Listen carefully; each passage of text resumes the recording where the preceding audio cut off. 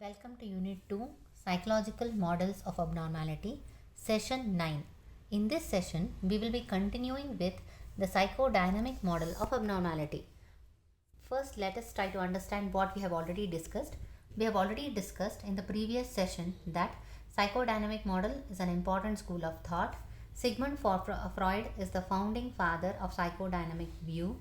They mainly focus on the unconscious motives or the inner forces and psychic determinism in determining one's behavior. The learning objectives of this session are understanding the levels of consciousness as given by the psychodynamic model, understanding the structure and the dynamics of personality as proposed by the psychodynamic perspective of abnormality. Session outcomes. After this session, we will have the knowledge of the levels of consciousness. We will also have the knowledge of the structure and dynamics of personality. Now, let us start our discussion about the levels of consciousness. Whenever we talk about the psychodynamic model of personality or psychodynamic model of abnormality, we will mainly talk about the levels of consciousness. Sigmund Freud states that there are three important levels of consciousness. They are the conscious, the preconscious, or also sometimes referred to as the subconscious. Lastly, the unconscious. I repeat, conscious, preconscious, and the unconscious. The conscious mind is that part of our mind about which we have complete awareness. We completely know about what is there in that part of our mind. That is what is the conscious. Preconscious includes those memories which are easily accessible or easily approachable, like for example, the first name of our parents. The third and most important part of our mind or the level of consciousness is the unconscious. So in this next slide, we are going to discuss about the unconscious mind. Unconscious mind consists of hurtful memories, painful thoughts, unacceptable desires or the forbidden desires which would have been repressed from the conscious into the unconscious mind. So unconscious mind is the reservoir of all these kinds of inner forces. According to Freud, the unconscious mind plays a crucial role in determining our behavior, whether be it normal or abnormal, and also in shaping one's personality. In the next slide, we are going to discuss the analogy between the iceberg and the mind. See, if at all we see an iceberg and when it is immersed in water, only the tip of the iceberg will be visible. The rest all will be immersed into water. In the same way, in our mind, the tip of the iceberg is the conscious mind and the immersed part of the iceberg is the unconscious mind. As it is very evident, only 1/10 of our mind is conscious and the 9/10 is unconscious. In other words, 10% is conscious, 90% is unconscious. As I had told you earlier, conscious mind consists of all those thoughts and perceptions we are aware of. Preconscious or the subconscious are those memories which are easily accessible. Unconscious consists of all those kinds of desires or unacceptable desires, painful thoughts, hurtful memories. All these things will be there in the unconscious mind. So this unconscious mind or these repressed thoughts play a crucial role in abnormal behavior. Now, let's move to the next slide and the next concept, which is the structure and dynamics of personality. According to Freud, personality has three important components, namely id, ego, and the superego. Id is the first and the most primitive part of personality. It evolves during infancy. It is a source of instinctual energy and it consists of two important kinds of instincts. One is the life instinct and the other one is the death instinct. Life instinct is the constructive kind of instinct that motivates us and that helps us to engage in constructive activities, whereas the death instinct is the opposite of the life instinct. It demotivates and also it is not helpful in any constructive activity. Rather, it motivates an individual towards damage, destruction, and ultimately towards death. Life instinct and death instinct are also sometimes refers to as ethos and thanatos. Okay.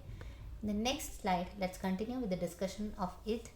Id, as I told you, it is the most primitive part of personality, and its main principle is the pleasure principle. Pleasure principle means instant or immediate gratification of desires without considering the consequences or the outcomes. It doesn't think about what is going to happen if one engages in a particular kind of behavior. The only urge here is to just engage in that particular type of behavior. One important thing to be borne in mind is whenever Freud talks about libido, libido is not just sexual energy or drive, it is anything that gives pleasure. It might be eating, painting, talking, anything that gives pleasure. He refers to that as libido. Here, when id operates on pleasure principle, the main what do I say motive of id is to get pleasure. And one more thing about id is it engages in mental images and wish fulfilling fantasies. These are referred to as the primary process in thinking. So this much is about id.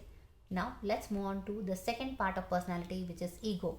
In the next slide, we are going to discuss about ego. Ego is the second important part of personality. It evolves a few months after a child's birth. In this part of personality, which is ego, tries to mediate between the impulses of the id and the demands of the external or the real world. It tries to strike a balance between the impulses and the reality of the world. Next, ego works on the reality principle. What ego does is it will try to gratify or satisfy the impulses of the id, keeping in mind the external reality. If it is feasible and if it does not cause any negative consequences, only then ego will go ahead with the satisfaction of the impulses of the id. Ego also makes use of reason and intellectual processes. Unlike id, ego makes use of intellectual and reasoning, and hence the adaptive mechanisms or the processes employed by ego are referred to as the secondary process in thinking.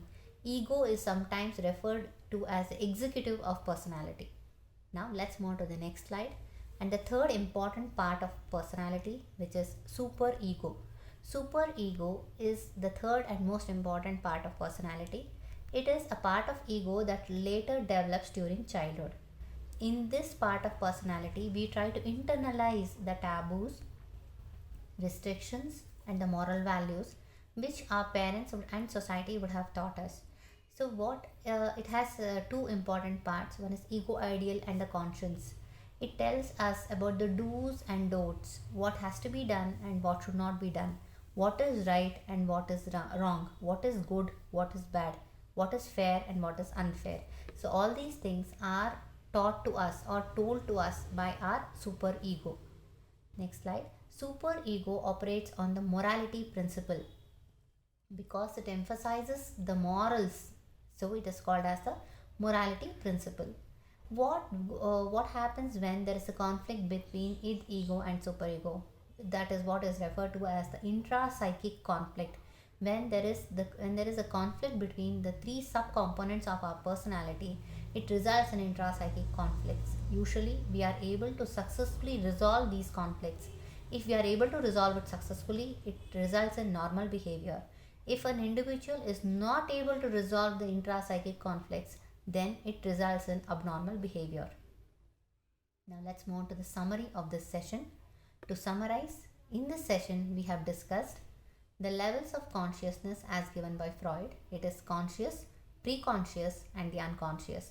Then we also discussed about the structure and dynamics of personality, which are id, ego, and superego. And we also discussed that id operates on pleasure principle, ego on the reality principle, and the superego on the morality principle.